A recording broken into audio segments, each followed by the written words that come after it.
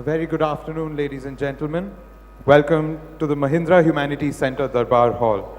Before I go on to announce the next session and pass it on to the speakers to begin, I would like to make a few announcements. The first announcement is that the Darbar Hall is actually the smallest venue at the Jaipur Literature Festival. So in order to maintain order at this venue, I would like people to please know that the right-hand side, that's my right-hand side, for those of you looking at me, your left-hand side, entrance is the entry to the venue, and the door on my left, that is your right, is the exit to the venue. Kindly make sure that the exit to the venue has enough space for people to leave the venue. This venue gets blocked very easily, and that's extremely dangerous for all the guests and everybody at the venue. So that's one. And two is please keep your mobile phones on silent mode throughout every session. If they do happen to ring and you have an extremely important call to take, please step outside the venue to take that call. And the third and final announcement I'm going to make is about reserving seats at any venue. It is against the rules of the festival to reserve seats at venues, leave your bag at a seat, and then try and come back later to reclaim that seat. If you wish to be a spectator in 2 consecutive talks at the same venue, kindly remain seated in that seat for both hours and do not move. But please do not come later with a complaint that I had reserved the seat, because that is against festival rules. We do not allow for reservation of seats. All right, so coming to the next session, the price you pay, how not to make money. I have with me today Somnath, Raj, Arghya, and Kishwar discussing this. It's a part of the crime and punishment theme, and it is presented by the Mahindra Humanities Center. So without further ado, I'm going to pass on the baton to Kishwar to introduce the session. Thank you, everyone. Good evening. Lovely to see a packed house to come for a session which intrinsically says crime doesn't pay. But as you can see today, it probably does, because we have very successful authors sitting here on the stage with us. And the interesting thing about both these books is The Price You Pay and How Not to Make Money, which strangely enough comes from a guy who's made a whole lot of money, Raj Kundra. I mean, it's unbelievable that he would choose a title like that. So basically, both these books deal with greed, which I think in today's world, and especially in today's India, is one of the big reasons for crime. And it's not necessarily only white-collar crime, but even, you know, murders and all sorts of revenge killings, and almost everything today can be linked to the whole sense of greed, which has become part of our society. And I think that is one of the interesting themes of this particular series in the festival, Crime and Punishment. Where are we today? What are our values like? What is happening to us? And why are suddenly so many crime novels being written? They were written in the past as well, but those are all whodunits, you know, the good old murder mysteries where, you know, there's cops and robbers or murderers, somebody may, you know, kill someone, and the Agatha Christie mold, someone goes to find out who did it. Now they're far more complex and, you know, really interesting stories behind these crime novels, especially the 2 authors or 3 authors who are sitting here today. The books that they have written deal with you know, Raj and Arghya's book deals with a very complicated VAT fraud, which they will tell you about, a very, very complex sort of crime novel, extremely interesting, and Somnath's novel, which intrinsically again deals with greed, but also the world of television, the world of power, the world of politics, the world of the cities in India. One is set in London and Europe, I would say, yeah, and the other one is set in the metropolis of, I would say, Delhi.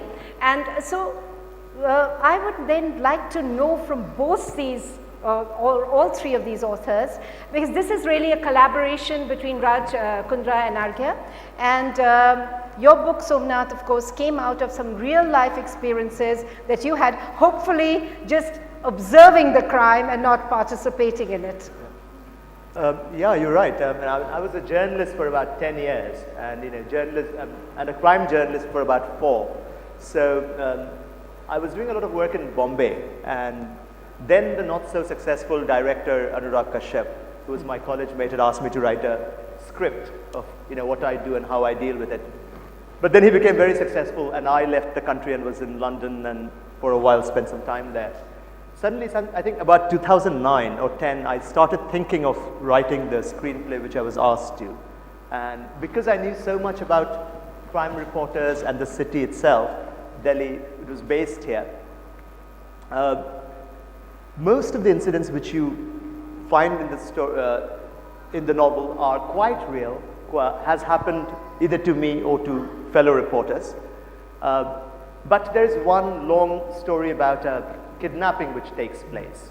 And that starts at the beginning and the kidnapping happens at the end. It holds the story together. But as you say, Kishwar, the real intention is to talk about the city itself. I was very interested in power. How power is worked in the city, how people become subjects of power, and how the outsider, once tasting power, the journalist, how they become subject to it, how they use it themselves, how we negotiate power every day. How essentially power corrupts, I suppose, in a way. I guess yes, but but basically we deal with power every day. We have to negotiate it every day. I mean, either in London or in Delhi, the cityscapes are about the powerful and the powerless, and the powerless do want to be in the side of power. So how we negotiate it. So I was very interested in that particular question, and how the state, in this the police, how it works, and what are the intricacies of police work, and how the fourth estate, which is supposed to be the critical voice, how coldly, how in a very calculated fashion, they collaborate with the state. Right. So those were my concerns when I started off. So it's essentially the lawgivers and the so-called people who are supposed to protect you, as well as the criminals are essentially hand in glove almost at times with each other. Quite a bit. Yes. That is also part of your novel. Yeah, quite a bit. But the essence of it is you wanted to tell a very engaging story. And there's hardly anything as engaging as crime. See, if you want to talk about a city and you talk about it not in a scholarly fashion but in an engaging fashion, crime or sex are perhaps the easiest tropes. I didn't know much about sex, but crime was something which I knew. That's what I picked up on. That's not what we would like to believe. I hope you don't need any education on that. But Raj, your book was again based on a real life scam that you kind of stumbled upon, and that's really interesting because you wear many hats. You own Rajasthan Royals, so in a sense you are in your own home turf right now, but you also are a successful businessman. Where did you find the time and why did you get so intrigued about this particular scam? And tell us about the scam itself. Sure. Good afternoon, everyone. Basically, it was based on a true story. I was a trader in the old days, and we were buying and selling mobile phones and various forms of communication. And going from number one, suddenly somebody was undercutting me. So suddenly I saw myself going to number two, the third, the fourth, fifth, and there came a scenario where I just had to shut the company. And it really upset me, and I wanted to understand why and how could somebody possibly undercut my price when I was one of the largest distributors. And we realized that there was a parallel grey market. What was the product? Mobile phones. Mobile phones. Okay. But just general electronics. So there was a parallel grey market of traders skimming the VAT, what we know here as sales tax, and pocketing that. So that became their profit, and they were undercutting my prices. I found it a very interesting story. I knew as a businessman I could shut one and start something else very easily, but there were many people who were suffering because that's all they knew how to do, and a lot of businesses went down. This scam cost the British government and the European government close to £50 billion. It's probably the size of the American economy. So you could see how vast that scam was. And I thought it's important for this story to come out. It has been a can of worms and so-called Pandora's box, and we've released it. And it's really helped a lot of people. It's opened a lot of eyes. And you have to read it to understand what actually happened. But how did you, again, and my question remains, how did I find the time? Where do you find the time? I mean, you also have a very busy life with Shilpa Shetty, from what I can gather. So, very busy. Yeah. So how do you find the time to also investigate the scam? This book has taken me 5 years to write, and that has been the reason when when I approached Arghya, I said, look, I will never be able to do this on my own. I'm a debut, I'm a novice when it comes to writing. Can you help me? And Arghya had studied in England, and there was a reason I went to him, because I knew he had some creative talents that would really, that would really help me put this book together. And I know you asked a question of how the two people write. Bollywood has the #1 hit that was given to us by two writers, as in Sholay. So two people can come together and write and hopefully give a good hit. So yeah, over the years, it's taken us time, but we put this together. Arghya, so you are the new Salim Javed of literature. Let's You're not writing get- Sholay, Yeah, let's see. Sholay Part 2. Let's not get that far, but Okay. but it's I mean, it's not unknown to people working on a book. It does take a long time. We were lucky that our strengths kind of our strengths and weaknesses complemented each other. There were, he has a very, very sort of clear through line about a story. I tend to get caught up on details, and then I have to pick up the phone and call Raj and say, okay, so we can't have readers reaching for calculators. Yeah. It's not a So good thing. you're giving all the technical stuff and he's That's what- giving the emotional. No, but I mean, Yeah. it's As well like, as, you can't draw a line through it. Yeah, And particularly in our case, given that there were so many sort of versions of it, Yeah. that by the end of it, you can't tell who put what in. Right. But he did come to me with, I remember getting a phone call saying, would you come and meet me? I have a book that I'd like to discuss. And I went with some amount of trepidation because I had no idea what it would be. And Raj Kundra and writing a book. Yeah, no, and I was, I mean, we met because I was working on his, now his yoga wife's. Sorry, sure. He was working with Shilpa's yoga DVD. Yeah, so it was Okay. kind of like, Production. yeah, what's going on? And he said, he handed me 15 typewritten pages and said, read this. And I just want to sort of underline how clever this thing was. I mean, it's at the level of like the fodder scam, where they were feeding cattle with hundreds and crores of rupees that didn't exist. Yeah. The cattle didn't exist. There were like these vast armies of invisible cattle. It's kind of at that level of ingenuity. Yeah. And just to stress the figure again, this thing over a period of 10 or 15 years cost the EU and the UK Exchequer £50 billion. Absolutely. No, I would urge all of you to read both these books actually, because this has been a real eye-opener. Both of them extremely well-written books. But Somnath, your particular book as well, now you said you based it on a case that you knew of as a crime reporter.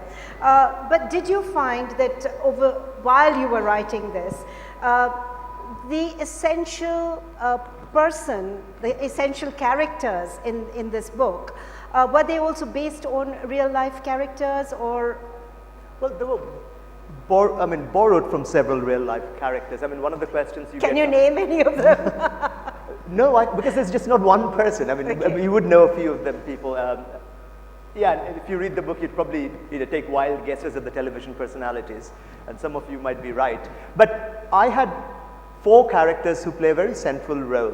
There's an old reporter, and there's a young reporter, the outsider who comes into the town. There's an old policeman and a younger policeman. These are 4 characters on whom the story rests. And one of the things which I was thinking of and trying to do, the young reporter was the guy, when I planned this story, he was the guy I didn't like very much. I couldn't really identify with him. He was the fresh new Indian who wants to get ahead at all costs. And I was telling you this story in Madras the other day. Writers always tell us that, oh, my characters did this and my character forced me to do this. And you always think that, how can characters do something? As a writer who's writing, do characters get away? But when I kind of reached by the middle of the novel, I had sent the manuscript to my agent, and she called me up and said, I really like Abhishek Datta. I think I have a crush on him. And Abhishek Datta was my fall guy. But he just ran away with the story, became the story, kind of overtook it almost unconsciously. And then you realize that characters do have a life of their own and a logic of their own. You cannot play God. Somehow, however well knitted, I knew the story from beginning to end, but the development of characters as you're writing, you cannot control But it. you know, it's very interesting because in your book, the characters, there's a journey he takes. And Yeah. he starts off as a good guy, Yeah. and then eventually he becomes more and more shades of grey Yeah. as the story Yeah. evolves. Yeah. So you do have a sense of, but Journey. in your case, the characters definitely start out as wanting to be rich. They are already right from the beginning almost on the wrong side of the law. Why did you choose this, and we'll come back to you, why did you choose this particular, and is plot more important than character? You know, Ooh, that's would you like to that's start? the Chicken and egg. yeah, that's Chicken. the killer question, isn't it? I think narrative becomes more important than plot. I'll Yeah. get to that in a second. I just want to say I had a great amount of fun reading Somnath's book. Abhishek is almost classically from the lap of Dickens, in a way. He's a small town boy, lands up in the city, and by the end of it, he's kind of become successful, but it's left his mark on him. We started where that finished. Yeah. It Yes, opens yes. with two guys who are definitely on the wrong side of the law. When you introduced the session, you were talking about greed. These guys, these are career criminals. They're not, you know, when the book opens, they're contraband smugglers, and they discover a better way to make more money. And that's kind of the trail that we follow through. But yeah, greed is really like a The perpetual driving force. motor. But Yeah. you I know, also agree with yes, sorry. Somnath saying that a character does come to life on its own, because Yeah. we had that with JD. Yes. There's one that we just don't know how, because they're all three equal important characters, but one of them just came to life naturally, Yeah. and everyone says, "Oh, he's such a sexy character." So it does happen. It does Yeah. happen. It just When takes you a write lot it, of A it lot of takes off. sexy guys, considering you don't Abhishek know is not anything. sexy, he's cute. Since you don't know anything about sex, we'll leave that. But what I know about sex symbols. Sexy and sex are different. No, but what I want to say, Raj, is an interesting point you were making earlier was that there is a lot of this, you know, there is a lot in the Asian community that lives abroad that is unable to actually make it big or larger than life, and they see these very successful people and they want to be like them. So that was possibly one of the reasons that you wrote this book, is that correct? Yes, I mean, we go abroad, you know, we leave everything we have here, our parents, our ancestors, and they start off on all kinds of crazy jobs. My father moved to England and started off as a bus conductor. So for them, it's like they want to get rich at any cost, where there'll be some of them that follow sort of rules and ethics, and they have a bit of integrity, and some will say, to hell with everything, we've left our country, we're going to go abroad, we're going to do whatever we have to. The British came here and did whatever they had to, we're going there to do whatever we had to, and not saying it's right or wrong, everyone to themselves. And that's what happened with these characters. They said, look, one kid has left Pakistan, he's come to England, and he decided, he knew that he was an ethnic minority, he wasn't being respected in the space that he was in, and he was only there to make money. He had no other plan of action, to be honest. If I may just jump in, Yes, just sure. to kind of elaborate on this a little further. There are two things that happened the moment we started working on it. One is, as clever as the scam is, it's not a heist. A heist is fun. A heist is Ocean's 11. There's, you know, you have recce's and people rehearse things, and somebody's impersonating an Iranian arms dealer. That's fun stuff. This is clever because it didn't involve any of those things. And the moment we started putting it down, we actually realized, and this ties in, I think, to Abhishek's book very strongly, given also it's modern India. Somnath's book, but Abhishek Oh, I'm character. so sorry. But great, Abhishek character is alive. My apologies. But it became a book about class. Yeah. And crime is now a class war Yeah. in very many ways. Very well You're said. saying it's a class war everywhere, all over the world, and particularly, I would say, in India. I mean, especially as represented in your book, Yeah, because yeah. people are trying to find shortcuts Yeah. to get rich quick, and that's why crime is increasing in society. Is that what you've also put into your book at one level? Well, you know, I mean, crime statistics, I mean, the only way you can say that crime is increasing is perhaps by statistics, and statistics lie. So I can't say if it's increasing in numbers, but the ferocity of it definitely is, and there is a lot of conversation about it in the public sphere.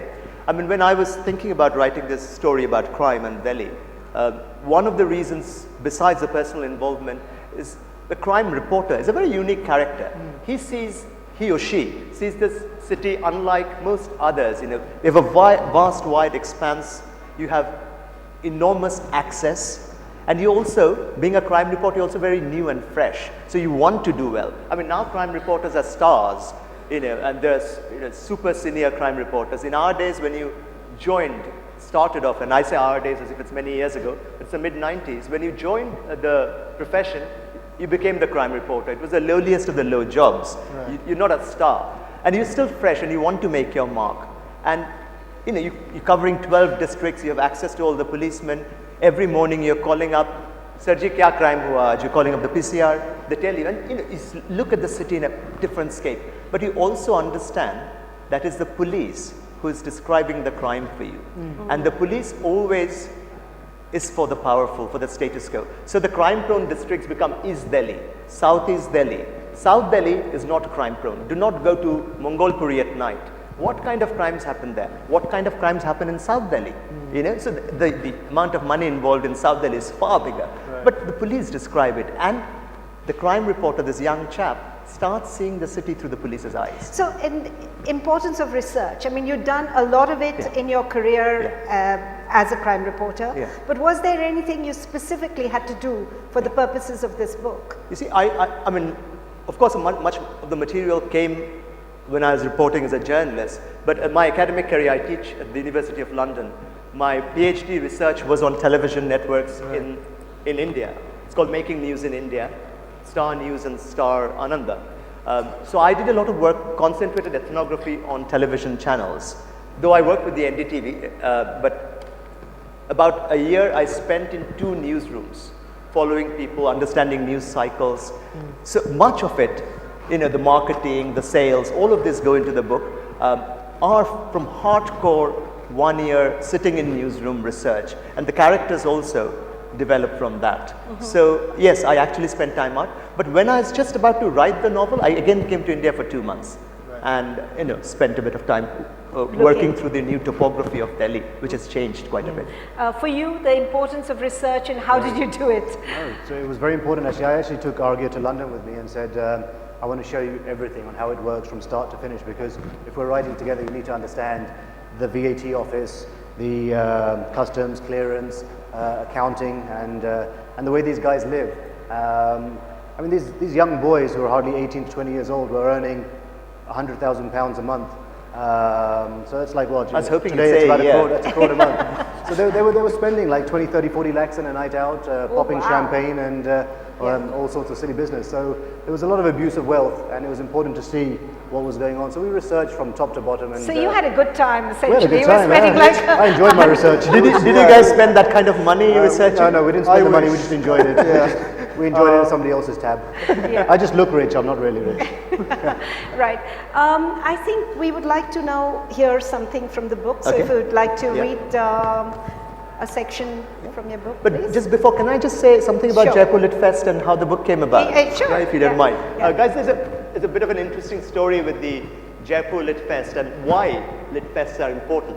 When I started thinking of the book, one of the reasons I wanted to write the screenplay, besides Anurag Kashyap's offer, was I was in love with a Norwegian girl in SOAS, where I was also a student.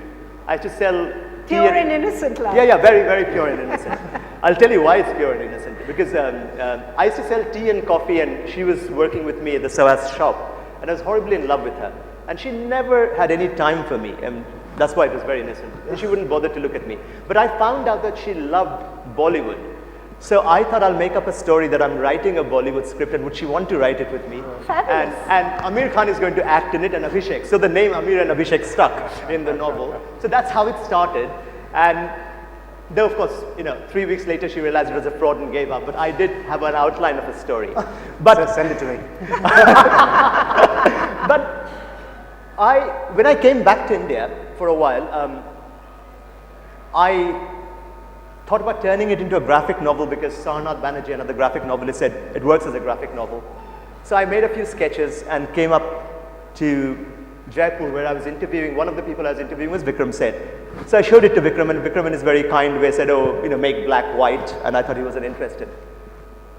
But that very evening, Karthika, I hope she's around, the publisher of HarperCollins, met me for a cup of tea and said, "Som, I hear you have a story."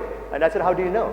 And she said, "Well, Vikram told me." And when Vikram tells you, you hear. And she had a look at one paragraph and said, "Forget the graphic novel, forget the film script, you have a novel in here." So she sent me away with a contract, 3-book contract actually, kind woman, and I rethought the entire script for about 6 months and then started writing. So, come to Lit Fest. There are important things happen there in Lit Fest. So, great. Yeah. So I'll read a bit from the, 3/4 into the novel. Just a quick brief scenario. Abhishek Datta is about a month and a half old in journalism. And he's done very well. The police are slightly pissed off with him. One of the things which is a ritual in Delhi police and reporting world is every end of the year, the commissioner has a lunch with few select journalists.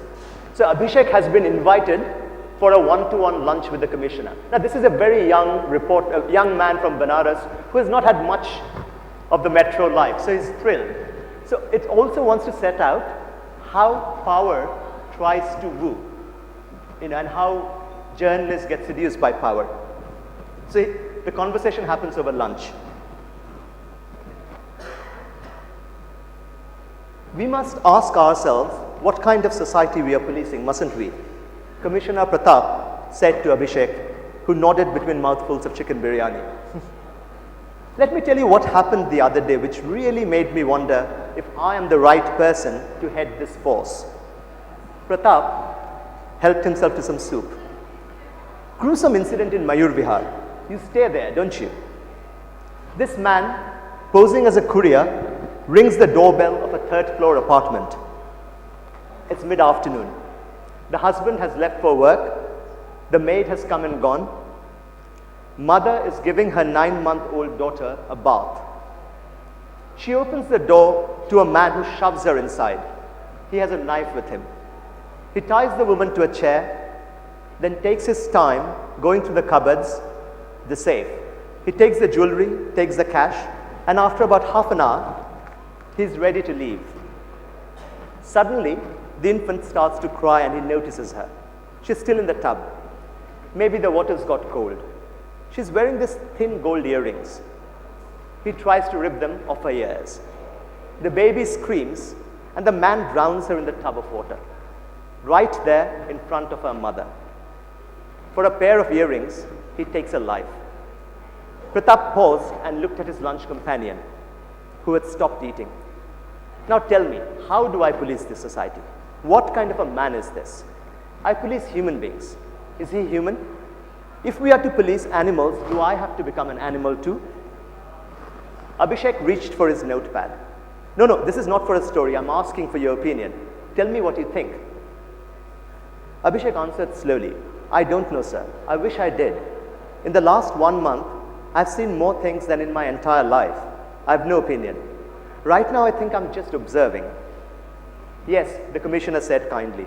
It must have been quite a month to say you're observing. When you start having opinions, you can write editorials. He chuckled. You know, editors and senior police officers are much the same. We have opinions. We don't go out in the streets anymore. It's you guys, reporters, the younger policemen, my constables, who are our eyes and ears. We need your curiosity. Abhishek was enjoying the lunch but did not forget work. He asked the commissioner to explain the rise in kidnappings in Delhi. I don't know. Perhaps it's the influx of migrants, Pratap said after a thoughtful pause. People come here from all over the country in search of a better life. In the villages, in the small towns, everyone knew each other. They had an identity, right? You were the tailor's son, somebody was a cobbler, barber, whatever. Here, who knows you? No one. There's a feeling of having been set loose. People can do anything, and they do. They kidnap, kill, rape. Are you saying rising migrations to the cities is a problem? No, I'm not saying that, the cop replied quickly. The Home Minister would kill me if I said that, given his plans for a 50% urban India. I know that's a worldwide trend, but here it'll wreak havoc, Abhishek. The entire social fabric of this country is being changed. Suddenly, some people have got very rich. Others want it too and will stop at nothing to get it. He paused. Look, I can't give you a quote on this. Ask Uday. He has all the quotes in the world. Pratap poured himself a glass of water and then sat back on the sofa. The other day you met that man who butchered his daughter. Oof, horrific. Why do you think he did it in Delhi and not in his hometown? One word, anonymity. The commissioner suddenly looked tired, and for a moment Abhishek felt he had been offered a rare glimpse inside the mind of one of Delhi's most powerful men. Over coffee, Pratap told him, I've followed your reports with much appreciation. You've done very good and impartial work, and you've rightfully taken the police to task. As I've offered before, we should work together. I've given you my personal number. You can come to me for anything you feel like. I mean it. Abhishek was ecstatic.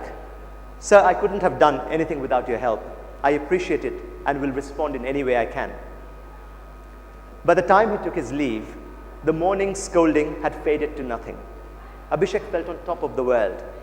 A month ago, he was just another college graduate looking for a job. Now he took part in thrilling police operations, wrote front-page news stories, and lunched with Delhi's topmost policemen. Had Abhishek been given to emotional displays, he would have punched the air. Instead, he kept walking, head down, hands in his jacket pockets. Thank you. Very good. Well, very interesting because it's a sense of the story moving forward, but yet it's packed with information as well about how the police, as you said, views areas and criminals in certain stereotypes. It's the migrants who do it, or it's so on.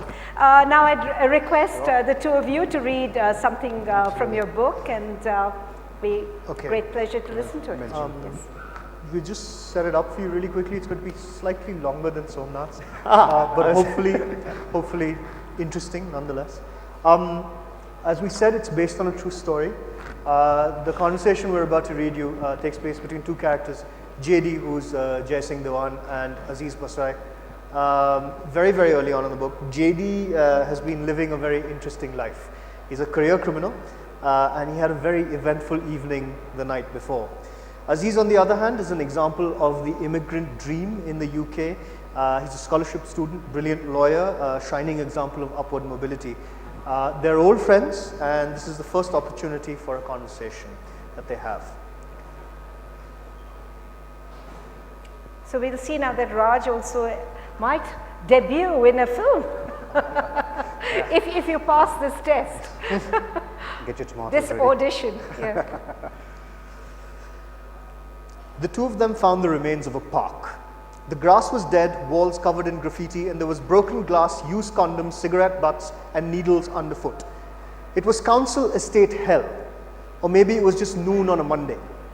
You still smoke? Asked Aziz. I only asked because I haven't seen you in Hell 3 in the last 20 minutes. JD's first big reputation-making play had been the fact that he smoked in front of his parents. Even Aziz didn't smoke in front of his father. I smoked all mine last night. I was hoping that you'd ask. Aziz gave him a cigarette and lit it with the Zippo that he'd had for as long as JD could remember. It was a gift from his mother or something equally absurd. Don't I get a business card too? JD asked as he drew on the cigarette, looking straight ahead of him. What happened last night? JD told him about the game. Even 2 days ago, telling Aziz about the Shilachi would have been a victory march. They'd come a long way in less than 24 hours. I've never felt older than 19, said JD. It's like we stay somewhere, one particular age for years. Then we slide forward, or we're forced forward. He exhaled loudly. I went from 13 to 19, and I've been at 19. He looked at Aziz. Until this morning. JD pulled on the cigarette, ashed it, fumbled with it, pulled on it again. You're having one of those days. Aziz's tone was thoughtful. He wasn't looking at JD, his gaze was fixed on the grass at their feet. I'm having one of those lives, said JD. I had a theory growing up, about Mike actually. When we went into business together, when I just stopped, just carrying for a friend, Aziz nodded. I actually still believe this to be true. You're only ever ready for something up until a certain point, yeah? I believe this like a formula. It's between 40 and 65% of being ready for something. Anything. Job interview, sex, talking to a girl, fighting your father, running contraband. JD looked at Aziz once to see if he was still listening. More than 65% and you've waited too long. That train has left. Any less than 40 and you're kidding yourself. When JD's voice was urgent, but he stopped himself. When do you throw yourself off the edge of the building, eh? It was Aziz's turn to look at JD sharply. JD just sat there, eyes dark, looking into the heart of something only he could see. He hated this. He hated this conversation. He hated that he was having this conversation with this man. Maybe he hated this man too. Most of all, JD hated how ordinary it sounded. I don't want to be a passenger on the train, Aziz, said JD. I don't want to be driven somewhere. I don't want to sit there waiting. Because waiting is worrying. And I've seen what it does to people, right? It makes them old. It presses down on them. All our fathers, their lives gone, ripped out of their hands. They didn't choose this, you know. But the world railroaded them out of their lives. JD looked down at his hands. Even if I'm going to crash, I'd like to do that on my terms, okay? My terms. He fell silent. Minutes passed. Traffic was distant. The world had been dialed down. All he ever wanted, really, was to throw on his superhero cape and get out under the lights. He wanted to give his weird head full rein because he just couldn't shut up. He wanted to be the exception to the rule. He wanted to be the reason for the new rules. JD sighed. Then he grinned. All done, father. I'm sorry, it's been a heavy 24 hours. How are you? He looked at Aziz. Congratulations, bruv. I'm sorry. I really didn't mean to piss on the parade. Aziz looked at JD once and nodded. He looked distracted. After a moment, he looked away. JD's phone beeped once. He disconnected it without looking. Aziz was playing with the Zippo relentlessly, snapping it open, flicking the flint wheel, watching the flame, then clicking it shut and repeating the process. What's with all the preamble, eh? Tell me what's on your mind. JD's tone was gentle. For the first time in a very long time, despite Aziz's success and his confessional from 3 minutes ago, JD felt like he had to be the older one in the relationship. Aziz pulled out his phone, switched it off, and put it on the bench between them. For a moment, he simply flicked the Zippo from one hand to the other, picking up speed, making it look like a magic trick he might show kids. It was sinuous, graceful, and compulsive. His eyes never left the lighter. To JD, he looked like a man with a set of keys, trying them on a single lock, one after the other. Finally, he looked up. I have a game for you. Aziz said softly. He looked at JD, a smile twitching at the corners of his mouth. JD looked like he'd smashed his thumb with a hammer, a perfect O of surprise on his face. Somewhere a bird chirped. It was the only sound, apart from his own heartbeat, that JD heard. The guy inside of the system, the guy who'd made it, the guy JD admired more than anyone else he knew, even more than Mike, was looking outside. And he was looking at JD. Huh. But in spite of his surprise, something about this felt familiar to JD. Aziz had known for years, from the very beginning actually, what he did for a living. JD had never imagined that their paths might cross, but here they were. Aziz was making too much money to be coming to JD unless it was something huge. So, it was also something illegal. Illegally huge? Hugely illegal? Whatever it was, there wasn't even a decision.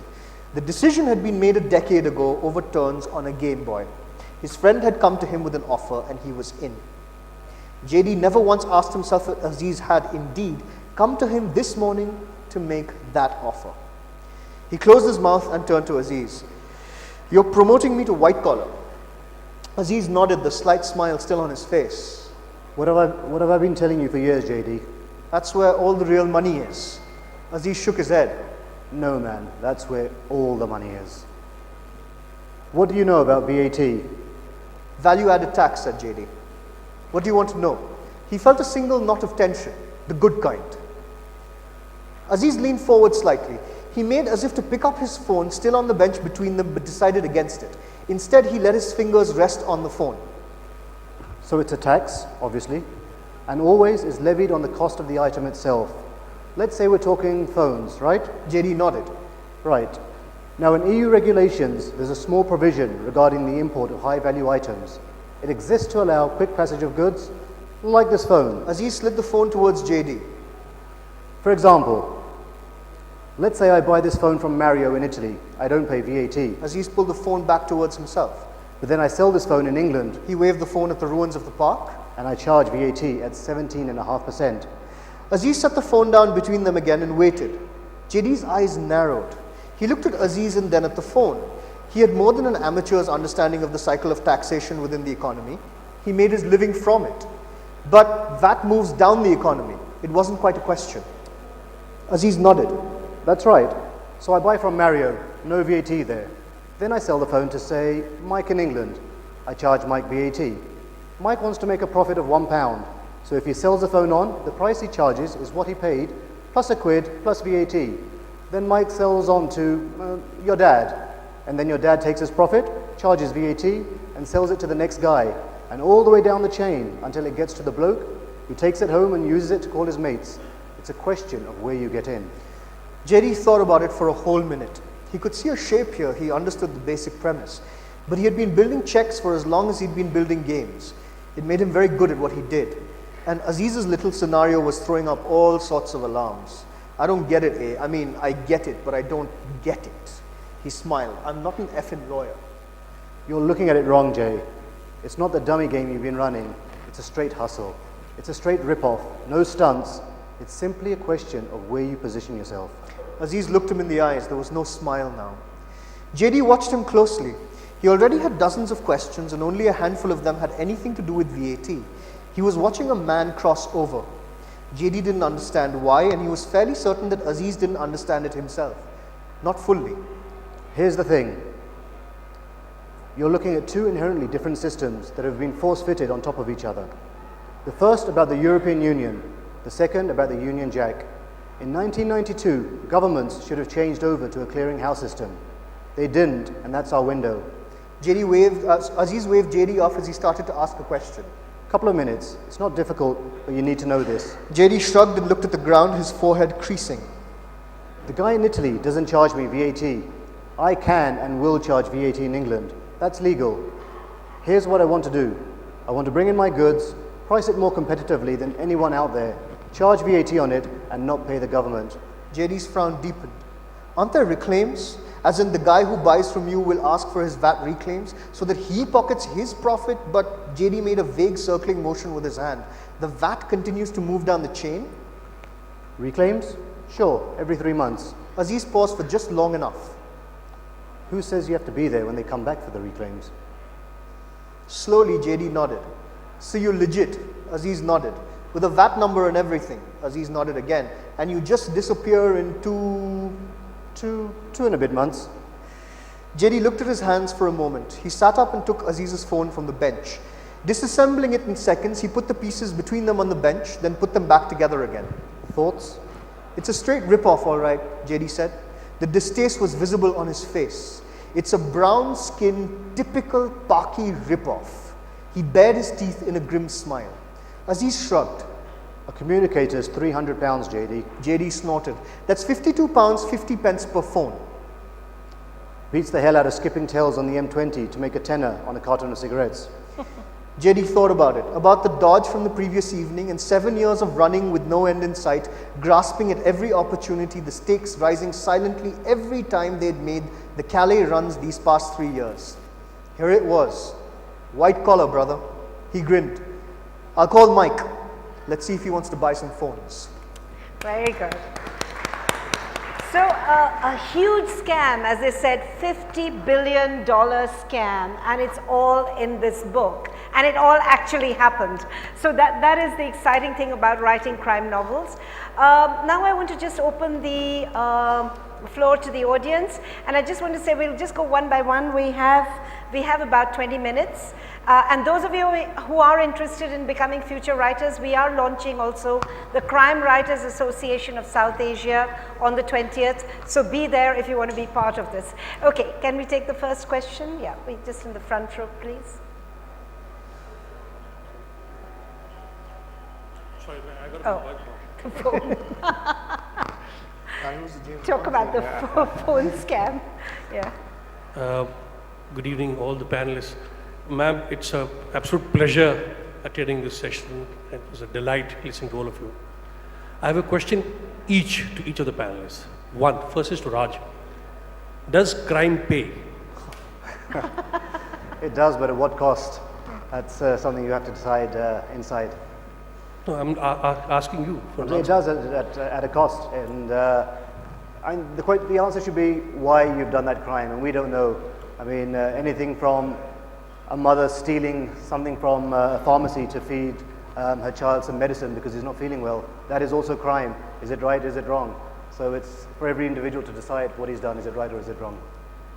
Okay, and to Arghya, is there a genetic orientation to criminals? You know, something which runs in the family, like in the mafia or the whatever we've read about the Corleones, the Tartaglias, Al Capones and things like that.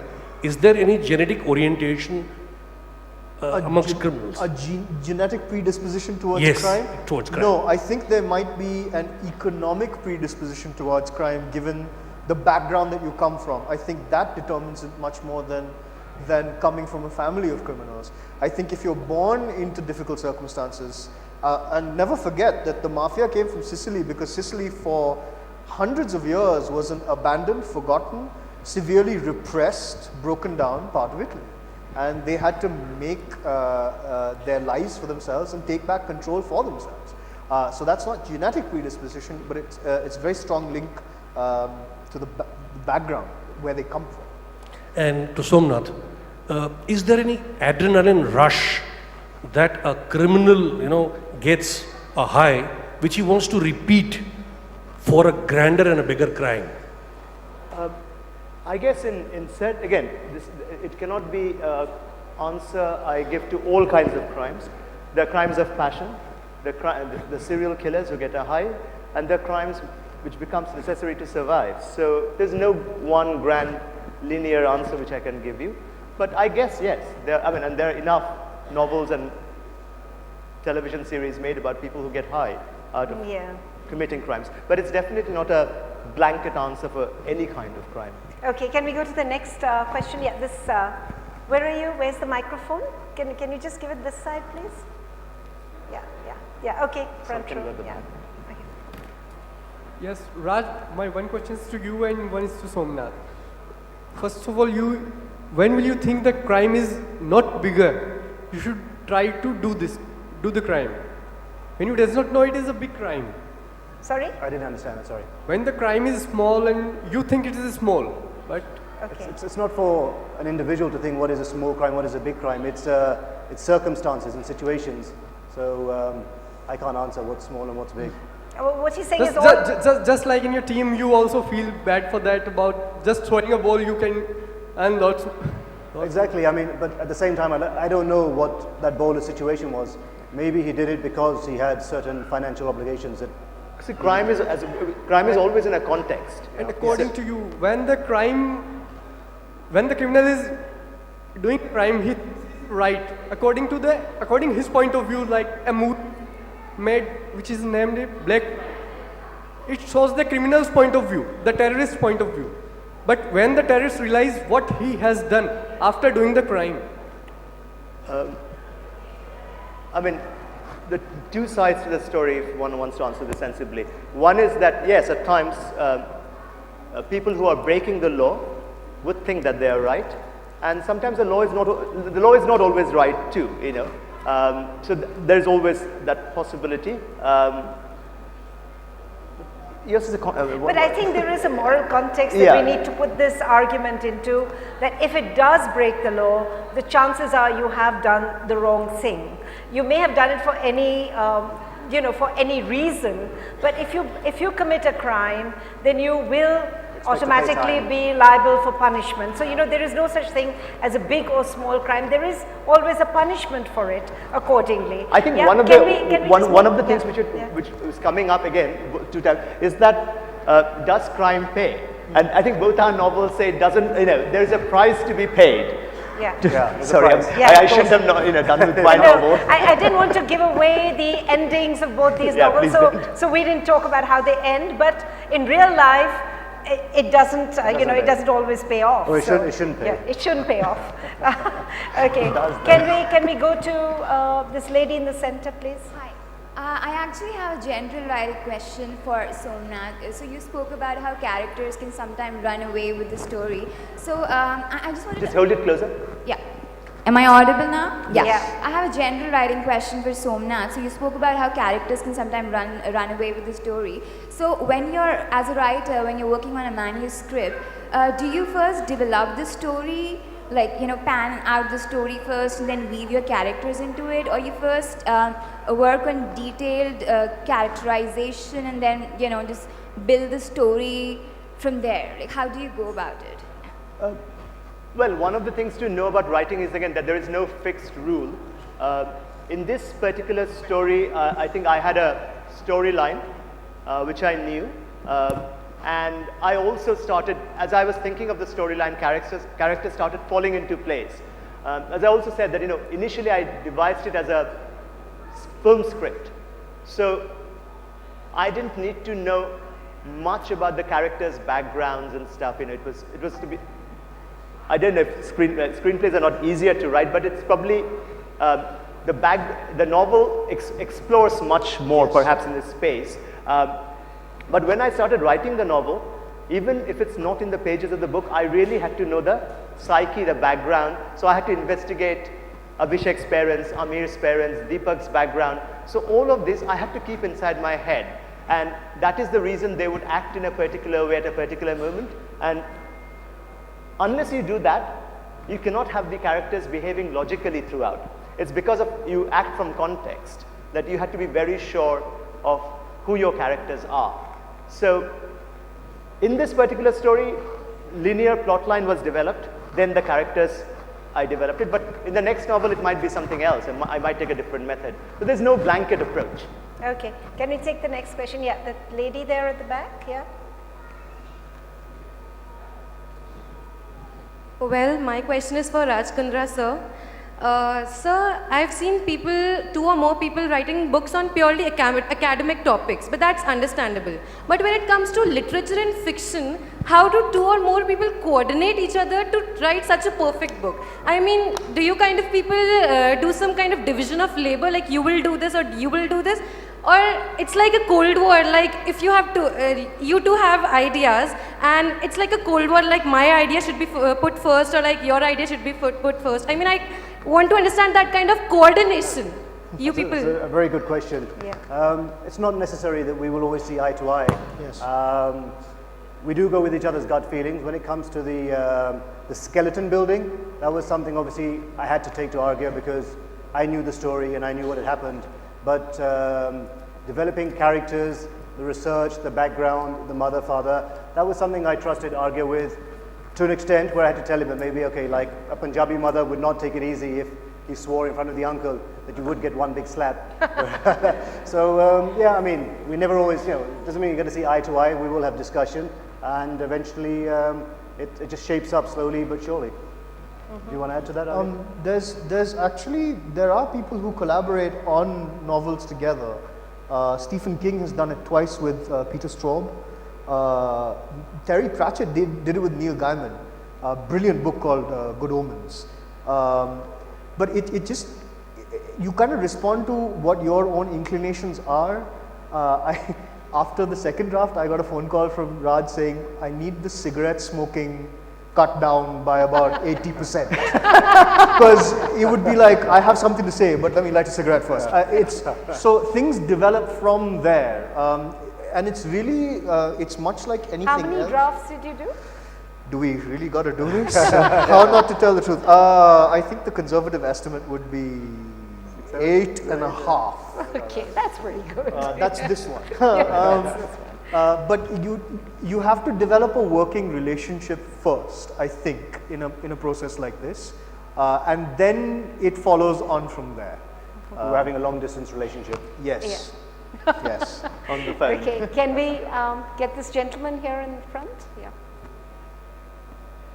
Somnath, you said that you were a journalist who, am I audible? Yeah, no. Yeah, little closer, please. You said that you were a journalist who went away, came back, was asked to work on a screenplay. My question to you is that, do you think there were things that you had to unlearn because journalists can be required to work on stories in a certain manner, write stories in a certain manner. So were there any things that you had to unlearn before writing a screenplay or writing a book?